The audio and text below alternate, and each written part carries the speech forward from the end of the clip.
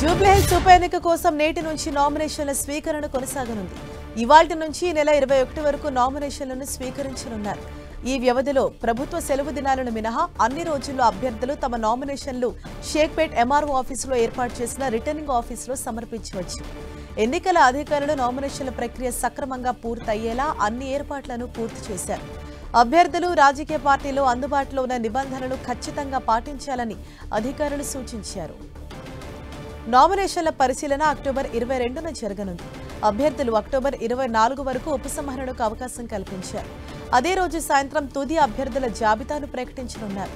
ఉప ఎన్నిక నవంబర్ 11న జరుగుతుంది. కౌంటింగ్ నవంబర్ 14న యూసఫ్గూడలోని కోట్ల విజయభాస్కర్ రెడ్డి స్టేడియంలో నిర్వహిస్తారు.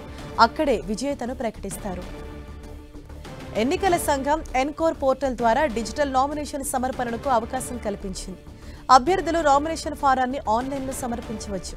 అయితే క్యూఆర్ కోడ్తో కూడిన ప్రింటెడ్ హార్డ్ కాపీ తప్పనిసరిగా సమర్పించాలి. ఆన్లైన్ డిపాజిట్ బ్యాంక్ లేదా ట్రెజరీలో క్రెడిట్ అయి ఉండకపోతే మాన్యువల్ డిపాజిట్ చేయాల్సి ఉంటుంది. మరిన్ని వివరాలకు రిటర్నింగ్ ఆఫీసర్ను సంప్రదించాలని సూచించారు. జూబ్లీహిల్స్ నియోజకవర్గంలో మొత్తం 3,98,982 మంది ఓటర్లున్నారు.